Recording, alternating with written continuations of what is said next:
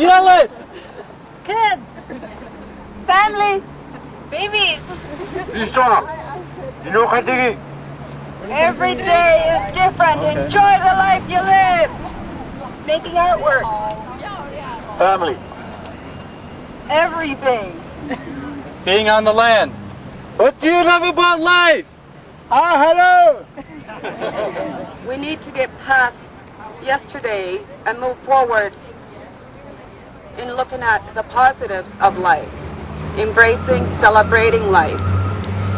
We need to learn from our past.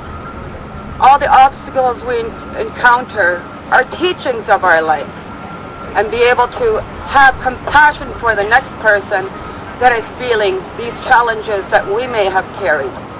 We all have been affected by suicide, one way or another, whether you're Inuk or our relatives outside Inuit world. It takes the whole community, the whole of Canada. It takes all the organizations, concerned people to work together to reach out to the people at a grassroots level to combat the problems that they are now faced with. Tell us about why World Suicide Prevention Day is so important to Inuit. Well, because the suicide rate is extremely high in Nunavut and all across the Arctic. It is unacceptable. We have to take our responsibility to respond to that. So this opportunity gave us that moment to say that this is very critical issue for us to deal with. What can regular Canadians do to help? Well, first of all, there has to be infrastructure in place in the north. There's a huge shortage of housing, and as well there's a high rate of suicide and dropouts, high cost of living, but shortage of housing and lack of infrastructure are the places to start. Right. And the suicide rate is mainly amongst young people, too. So I suppose, do they feel hopeless and helpless? It's the feeling of meaninglessness and frustrations, and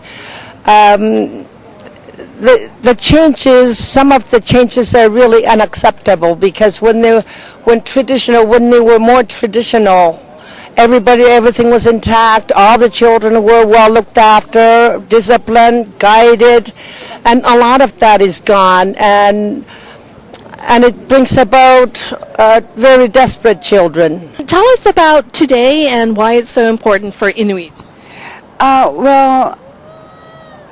Since suicide is a very serious issue that's happening up north, all across the world really, and today being a World Suicide Prevention Day, it's very important for me to come here and do whatever it takes to embrace life. A cousin of mine who had attempted suicide, and I saw her eyes, they were all red, and so I wrote her something, a poem, and it really helped her to get her on the, back on track. And I think one way we can help, I know for me, is by writing nice things about a person's life, the good qualities of the person's life. That is only one way I know I can help, is by writing nice poetry to them, to see for themselves how important they are, even though they feel worthless. There's still a lot of importance in there. That's what we have to connect to, the being within us. Tell us a little bit about Paututik and what it does. What Paututik does is it's governed by board of directors from the isolated communities, and work on advocating and representing Inuit women and their families on issues such as sexual health, abuse prevention, suicide prevention, elder abuse prevention, FASD, midwifery, economics, all kinds of. I know I attended your AGM recently in Ottawa, and it was so interesting. You guys do so much for Inuit women. Yes, we try. We have to, because there's no other Inuit women organization nationally, and that is why POCTUTIT has to continue to do the wonderful work they're doing, because it's the only Inuit women organization nationally in all of Canada, and their work is priceless.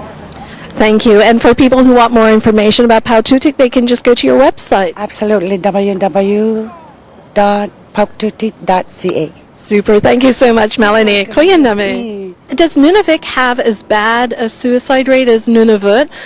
Oh yes, Yeah, I mean, it's just devastating, isn't it? very much so. It impacts everyone within our communities, even though it's from another community or different region. Right, because everybody is so close to each other. Now, what is the Youth Council doing to try and educate youth for the warning signs and how to prevent it? Well, we've developed a suicide prevention strategy called Inusiatsernik. Also, within the different regions, we're trying to promote healthy lifestyles. In each region, well, most regions, we have youth councils coordinating these projects, promoting healthy living. And considering that the populations in Nunavut, and I imagine Nunavik, the majority of the population is below 25, you're a busy organization. Very much so. Still a volunteer, but very busy, very active. Okay. Yeah. So is there anything you want to say to people out there? Live life, embrace it, celebrate it, and choose healthy ways. Thank you so much. Thank you. Kaya, tell us about suicide in Nunavut. It's absolutely appalling, the rates of suicide. Well, all across Canada, Inuit have a suicide rate which is significantly higher than the rest of the general population. But for a few years now, the National Inuit Youth Council has been working together with our partners to try and do something about it.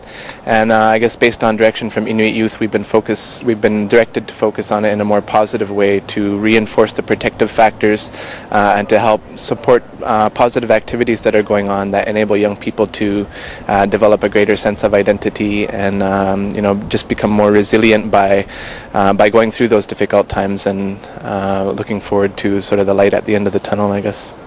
So what are some of the events that you have in the isolated communities to try and help people build up their resilience? Okay, well, I work with the National Inuit Youth Council, which is, has representatives from all of the Inuit regions across Canada, including the urban areas. And basically, the National Inuit Youth Council helps to open communication among various youth groups and agencies across the north. We do a number of communications-based activities, things like releasing the Life Book. We've been getting a number of training opportunities available, helping young people to learn more about film production, various media aspects of media, so that they can sort of tell their own stories and feel like they have a sense of their, able to tell their own stories and have a voice. And we also support communities if they wanted to run a language and culture camp, for example. We help them to access funding and to hook up with other communities who may have run similar programs so that they can put on successful initiatives to help young people find their own place within their community. So, I mean, there's a lot of things that are going on, I guess, but our main role is to support communities in doing what they feel is the most important. So for viewers of MPTV who want to learn more about your organization, you have a website? Yeah, the website is www.niYC.ca, National Inuit Youth Council, NIYC, and on that website we feature a number of news stories of positive things that are going on in the communities. We have discussion boards and things like that where people can say hello. A number of people have gone on there to find out about particular activities in certain communities and things like that. So it's a way for young Inuit to connect, and as well for, I guess, non-Inuit to find out what's going on up there and to see if there's a way they can help out. So Melissa, you helped arrange today. Tell us all about it. Yes, well, I've been sitting on the planning committee with the joint press release that we've been working on the past couple months now. And out of the discussions when we were ironing out the wording for the joint press release, we were thinking about other ways to celebrate life on World Suicide Prevention Day. And an idea came up to host a positive approach to celebrating life on this day, and where better else to do it in the nation's capital than on the Hill. So one idea led to another. Here we are today, celebrating life, showcasing Inuit culture, and promoting and supporting all the community-based activities up north on a beautiful day like today.